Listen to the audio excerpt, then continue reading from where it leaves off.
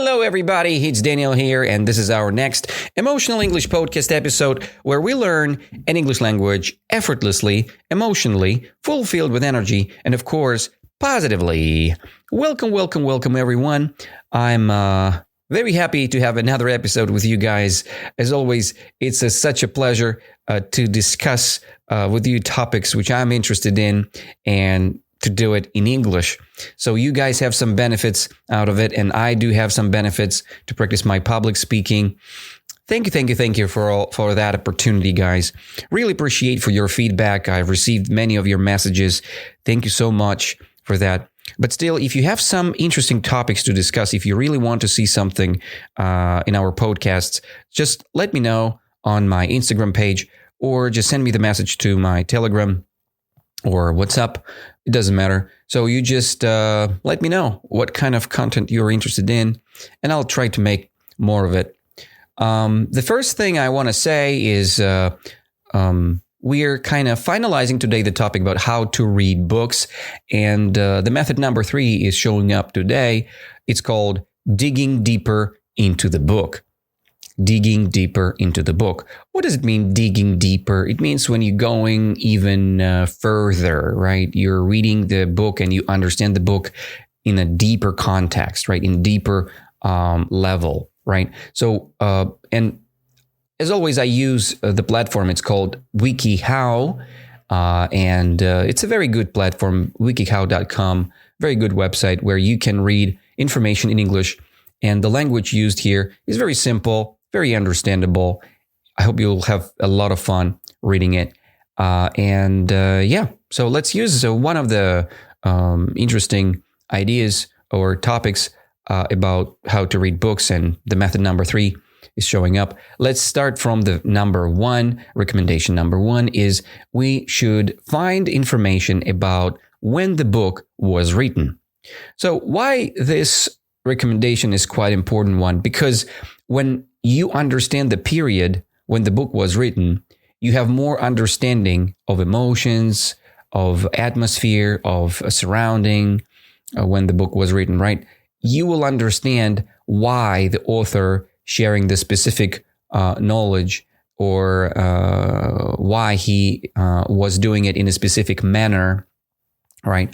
So it's just more details you can get out of the book when you understand the period the book was written.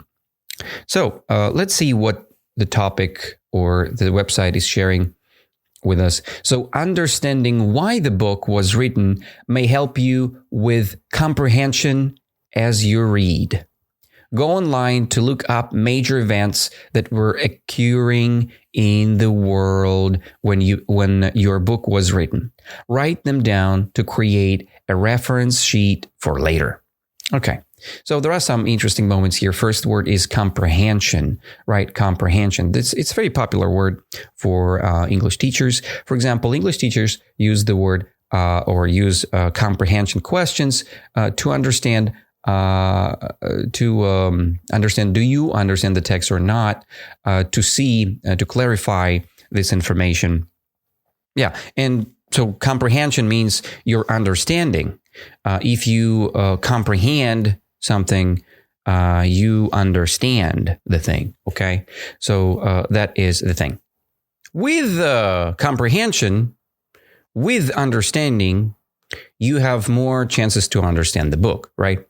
So they recommend us go online to look up for major events, right? Of course, you look, if you read historical books, you check or double check or proof checking online, and then you understand what kind of major events had happened there, right? Or another word used here, occurring in the world, right? Occurring, the same as happening, right, in the world. So when you read your book, you understand the events, you understand the situations, right, occurred in the world that moment, and you have more deeper comprehension, right, deeper understanding of the situation. So there are some examples here. It may also be important for you to think about who wrote the book. Maybe you're reading a novel written by someone who was put in prison because they had opinions their government thought were dangerous. Think about what could be dangerous about the book you are reading. Okay, for example, Mein Kampf, right? Mein Kampf was written by Hitler, so it's a very prohibited book in my country, in Russia. The book is prohibited for a reason. If the book is not prohibited, it means the government wants you or doesn't care, are you reading it or not? But if the book is prohibited, it means that the government don't want you to read the exact book for a reason. And you know, Hitler was not a good guy, so that's why it's pretty understandable, right? Pretty comprehensible why the government don't want you to read the book. So let's go a little bit deeper. I think it's pretty understandable why we're not reading some kind of books, right? So this goes for textbooks too.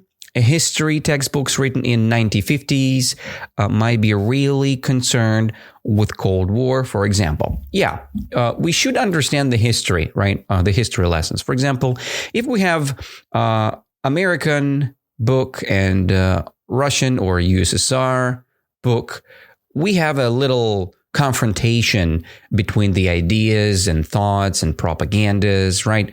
So during the Cold War, there were so many situations in the world with specific propaganda.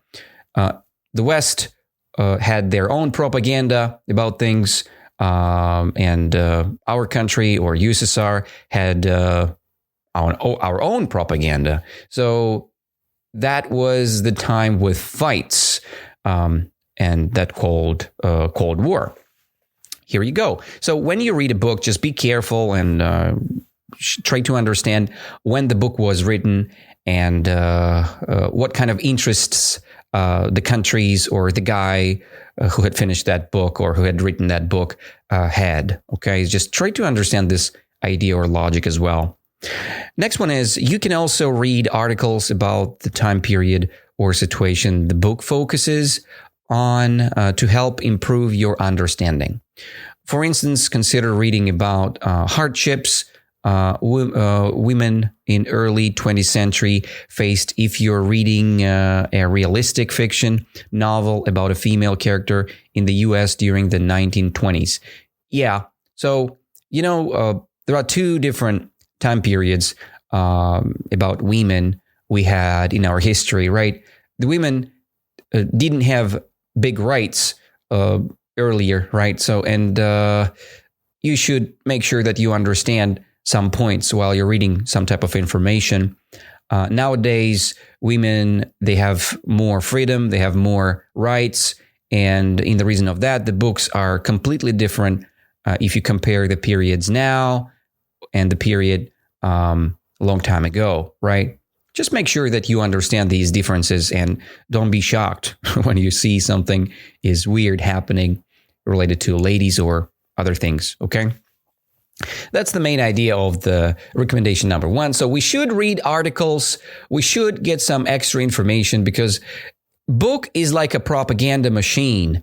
If you see something weird there, make sure that you double check or proof check with other resources or articles.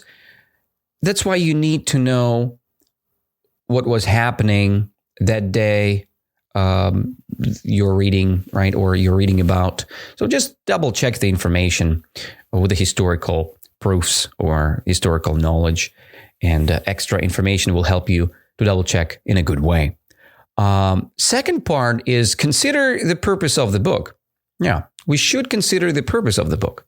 So we should pay attention to the key lessons depending on the overall point of the book. So what the website is telling us. A romantic novel teaches readers about love and relationships.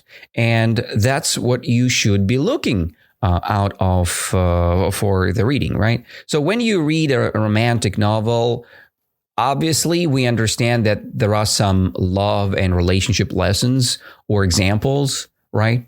So a science textbook, on the other hand, is meant to teach you about particular subject, usually using key terms, examples, and the occasional anecdotes, right?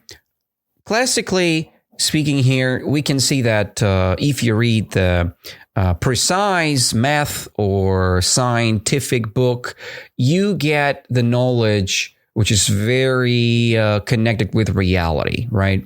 When we discuss the novels or different sci-fi books, of course, there are not that precise. The information there is not that precise, so we should think kind of philosophically about it, right? So philosophy is included in the book, and you just think about something, but you're not getting the precise details or knowledge right off the bat, right? So you learn something with an example inside of the scientific books, and you get the philosophical idea or situation or the piece of knowledge out of the sci-fi book or novel with an example of emotional or I don't know, just kind of fictional story, right? So you see the fictional story, you see the fake situation, but that fake situation gives you an idea of something, right? And on the other hand, when you read the math book or, the scientific book, they give you the precise details, which you can double check and get your own result right away. So you don't need to think about it. You don't need to double check the meaning of the allegory or just of the story. They give you the precise details. So consider the purpose of the book. Make sure that you read the book you're looking for, right? And the last one is write a summary or analysis of the book. That's pretty simple one. So you can understand the details and you can understand the content of the book when you write a summary, right? Okay, what kind of thoughts you got, right? What the thoughts are the most important about the book. And it's pretty obvious here, pretty banal, because you write down some interesting ideas when you understand them. If you don't, you cannot write down even a word. So you should reread or reconsider yourself with some particular ideas. When you do this correctly, you're fine. So you can summarize, you can use your and make some analysis of the book with your own thoughts, right? You can measure it somehow. That's what this point is about. Let's see what they kind of sharing here with us. So even if you are not reading the book for a class assignment, consider writing something down about the book once you've finished it. Briefly summarize the book or use a longer piece to make your own argument about the significance and quality of the book. Yeah, that's the pretty decent one. But again, in my opinion, people will never do this because the time is all about the time, right? So we have a limited amount of time. We think so. And maybe these three are not that important ones for our book understanding. But it's absolutely true that it's clarifying your ideas. You understand more when you summarize, when you think, when you make an analysis, and you're using your own words to explain the idea. For example, in English, it's pretty the same. You've learned something new. Let's say the word summarize, right? So how to explain the word summarize in your own words? Okay. So when you're summarizing an idea or you're summarizing the book or the topic or an article, so you explain or you calculate all the ideas, right? So see, I explained you the word summarize with the word calculate all ideas. So this is pretty the same. If you can do the same with anything you learn, you're kind of understand it. If you cannot rephrase, if you cannot explain it in other words, probably you're not you're not getting it yet. Okay, so try to read one more time, or try to see some more examples about the topic, because this quality is very important for English learning. I teach my students to use very simple language first to explain hard things. For example, if you learn the word comprehends, or if you learn something new for yourself, explain it with the word understand, right? With knowing the word understand, you can explain the word comprehend. But without knowing the word understand, you cannot explain the word comprehend, okay? So use the simple language first to clarify your ideas, to see them vividly, right? Vividly, it means clearly, all right? So that's the point of the topic. And again, I think that most readers, I never do the summarizing on paper, but if I like some ideas, I just kind of pointing them out, and I memorize them and I use them right away in my life. And that's what I think about this topic, and that what this topic, or WikiHow, is teaching us here. Okay, so let's revise all of these 3 secrets they just shared with us. So we should dig deeper into the book by finding information about when the book was written. Pretty clarified. So we should consider the purpose of the book. We need to make sure what kind of book we are reading. It's kind of banal, right? So if you read a book about math, all right, it's obviously that you get the information about this, right? So just do it with the point that you're reading the correct book for yourself. You will never find the love lessons inside of the scientific books, right? It's better to find something more precise and concrete for yourself. And number 3, write a summary or analysis of the book. This is pretty useful, but again, you can summarize with your own words. You don't need to write it down. I think you can just summarize it like we're doing it now, right? So we're summarizing the details.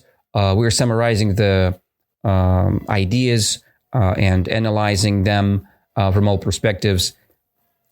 With that said, that's the finale of our whole topic about book reading. So if you will read, or if you will listen this podcast again, you will understand this topic very vividly, okay? Very clearly. If you forgot of the previous podcasts, right, about this topic, about reading the books, just re-listen it, all right? Do it again. Listen it again. Refresh it in your mind. And then you'll be a professional of the book reading, right? Yeah, thank you all, guys. That's the end of this topic, but I have something to say to you. It's like a bonus content, what I really want to share with you guys.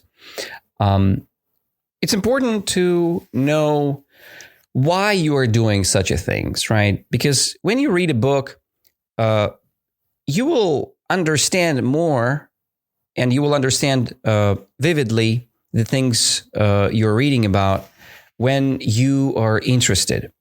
When you have no interest, these all ideas, they're not working all together, because you have no interest. And the interest is the key moment, is the key motivational point, which gives you the chance to understand details and understand and be interested of looking and searching for something extra than just the book. Without this interest, everything is clueless. What does it mean, clueless? Clueless means everything has no clue when you are not interested. So if you're interested in English learning, so continue digging, continue looking for the content, right? Look for more courses, look for more books, read books in English, and you'll be completely fine with your evolution. So, and that's all for today, guys. Thank you all for listening. I hug you all, and I hope to see you very soon. I'm planning to release one more episode this week, so let's stay in touch, let's be connected, and I hope you guys have an amazing time with your English learning process. Take it easy and have fun. Bye-bye.